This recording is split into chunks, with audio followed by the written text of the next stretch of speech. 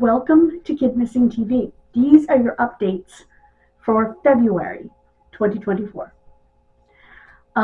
We have an update in the case of Mary Anderson Doe.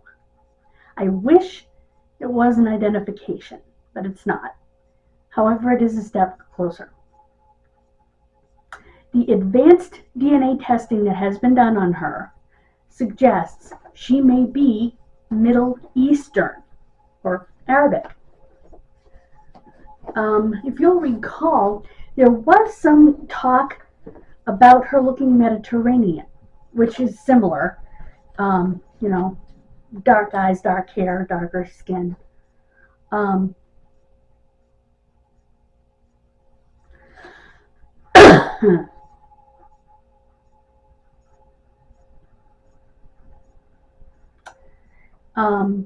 Dental records, fingerprints, and media appeals have proven futile. That's why they're using DNA technology in this case. In NamUs, this case is UP 12916.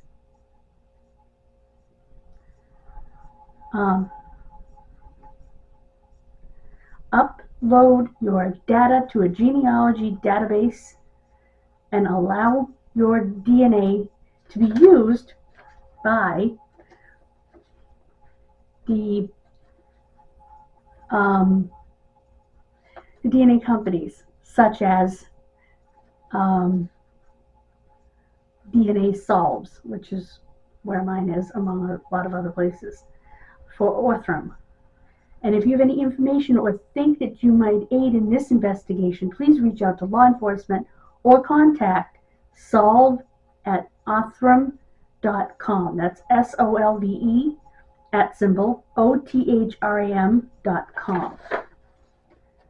And this was an update as of November 10th, 2023, that her DNA is showing Middle Eastern. So, it's something. Now, she doesn't look very Middle Eastern in the pictures, does she? I'm wondering if they should do one of those things where they take your DNA and they draw a picture of you based on your DNA.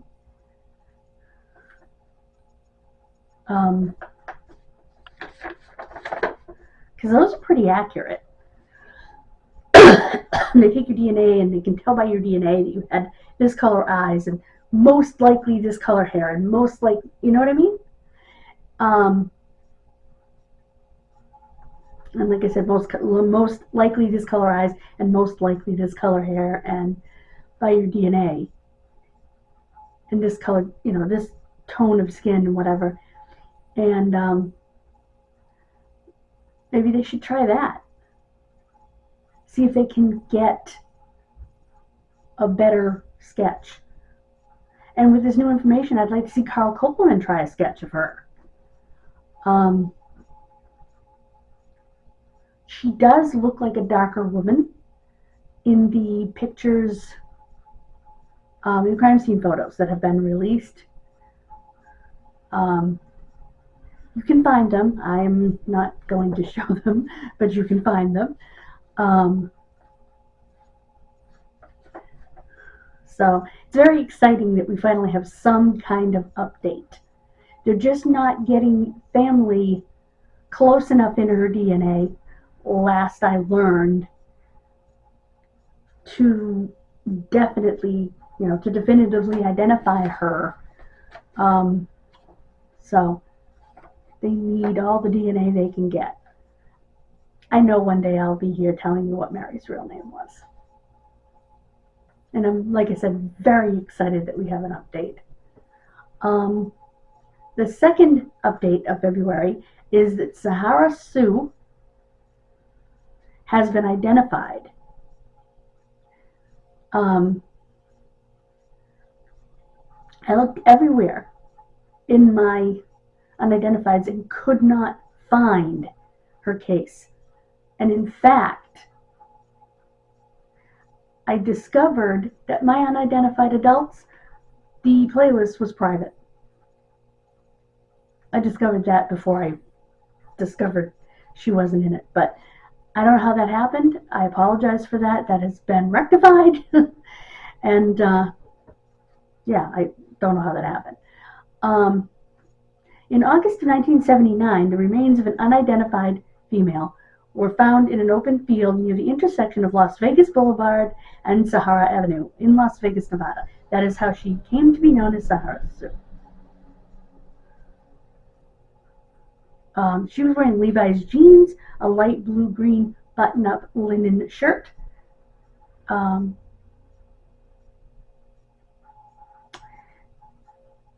that had a tie-up bottom and red floral embroidery with sequins. Sounds like she was probably out for the night in that outfit. Maybe at a country music bar or something, you know. When they say tie-up bottom, usually the bottom of the shirt below the buttons is longer, has like a tail in the front that you tie up.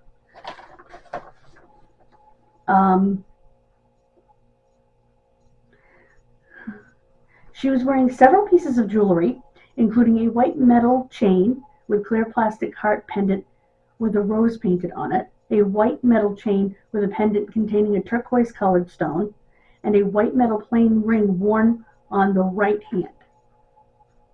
Okay, so that's not her wedding hand.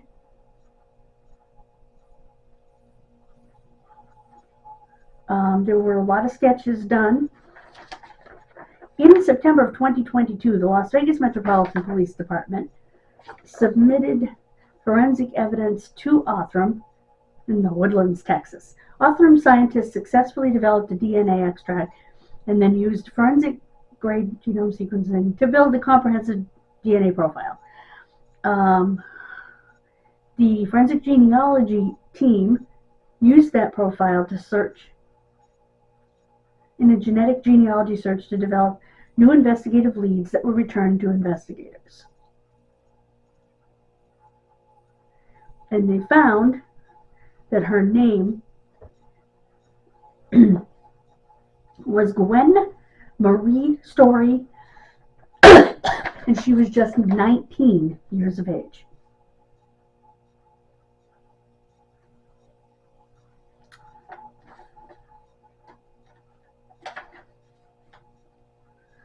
She was traveling to California to find her biological father. She left with 2 male friends. How did she end up in Las Vegas? I mean, I understand it's in between.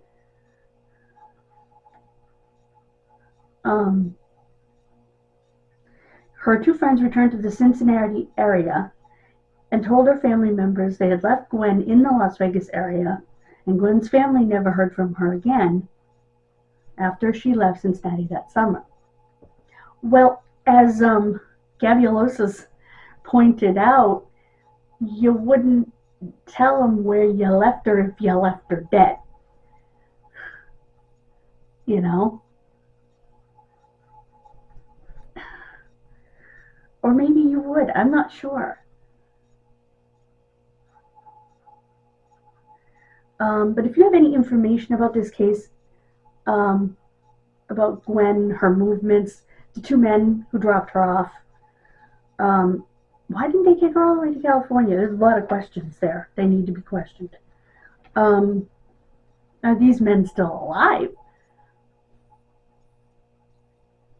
Remember, this was August of 1979, which means it was 45 years ago, and if these men were, these men are probably in their mid to late 60s now. So time is getting short to question them, unfortunately. But if you have any information, you can call the LVPD Homicide Department at 702-828-3521 or by email at homicide@lvmpd.com to remain anonymous. Or, to remain anonymous, contact Crime Stoppers, 702-385-5555, 782-385-5555. or at crimestoppersofnv.com. Only half the puzzle is solved. We need to find out who killed her. Quickly, because time is running out. We don't have, I would love to, but we don't have an infinite hourglass on our lives. When somebody was murdered 45 years ago,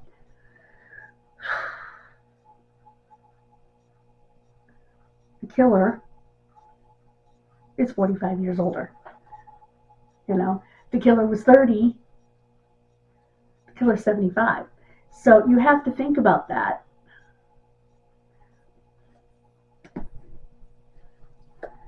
Like I said, I could have sworn I did this case, cannot find it.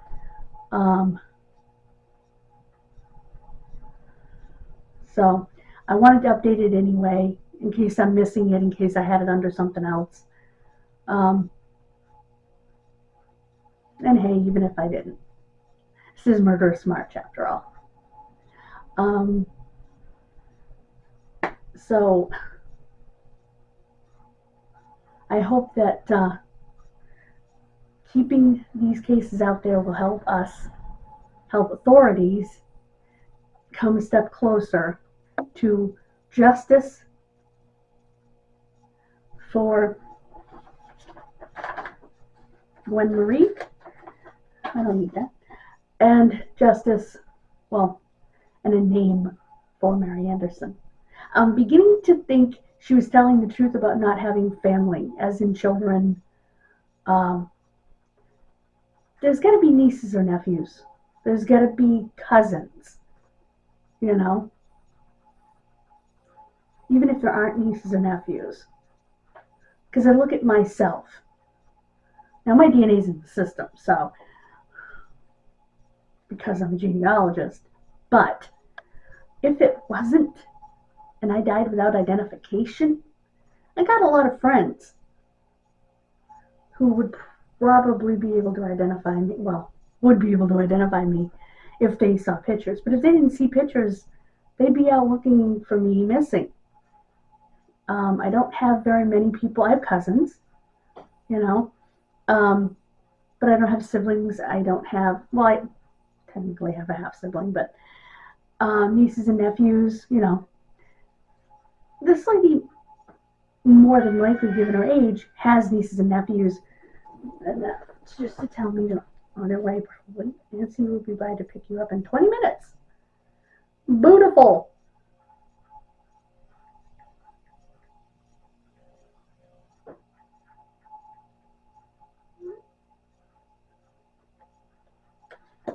Beautiful. Sorry, I read that out loud. Anyway, so yeah. Beginning to think, like I said, someone in that age group probably had siblings and therefore probably has nieces and nephews. We got to get at least one of them to take a test. That would be huge. Are they looking for their lost aunt? That kind of thing. Our cousins. Again, we do not have an infinite hourglass on our lives.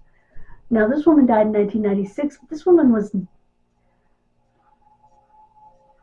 they say she was in her 30s. I think she was older than that, and other people have said they thought she was older than that. So, even if she was in her 30s, 16, we're almost at 30 years. We're at 28 years. So, she would be, if she was in her 30s then, and I think she was in her 40s or 50s, she would be in her 60s her siblings would be in their 60s to 70s. So, which means her nieces and nephews would probably be in their 40s, 30s to 40s. So, yeah, we need this done soon. That's why genetic genealogy needs to be done quickly. And it is harder with older cases. Thank you for joining me. God bless you. Have a wonderful rest of your day. I will see you next time here in Kid Missing TV. Please subscribe. We're trying to make 500 by Memorial Day. I may have a sponsorship or at least a work with me coming up. I don't want to spoil that until I know for sure, but I'm pretty excited about it. And we're trying to get to 200 on the other channel by St. Patty's Day. So please check that out and subscribe over there for fun. We do arts and crafts, we do vlogs, we do genealogy. So have fun with us over there. Bye guys. God bless you. Have a wonderful rest of your day. Stay safe and stay warm. Hey guys. I am home. I've got a place to bring you. Right here. Okay. I've got my sauce, which I made in last night's video. I'm gonna put my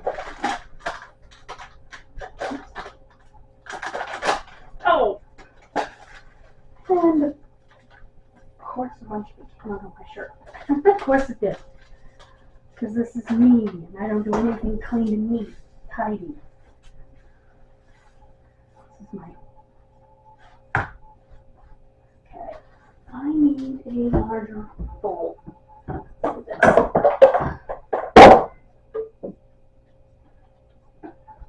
I'm going to mix it together in here. Obviously I cannot eat it in here, but I'm going to mix it together in here anyway. Okay.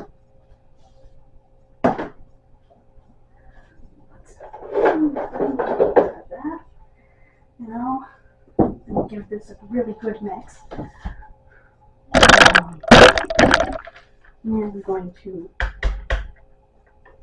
cut this so that I can get this in there.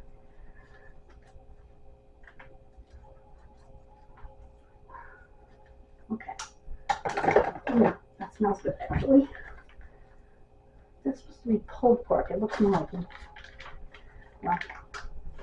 it looks more like ground pork, but that's okay. Trying to squeeze on that out of there. There we go. There we go. There we go. Alright. Smells good. I can tell you that. It smells good. Push it down in there. And yes, it's fully cooked. It just needs to be heated through, and I can't heat it through without sauce because it will, without doubt, get dried out. So, today was a really good day. I actually have a whole bunch more names to look up and highlight in the book.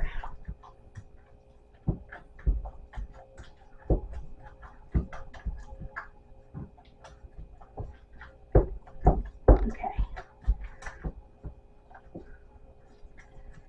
I'm going to, that smells good. That's so greasy. Alright, I'm going to take a cup.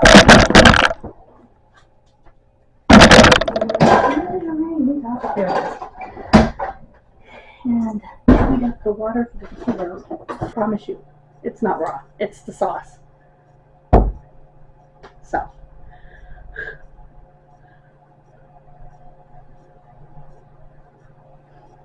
So I'm going to go eat. God bless you. Please stay warm. It is cold. And I will see you tomorrow. Bye, guys.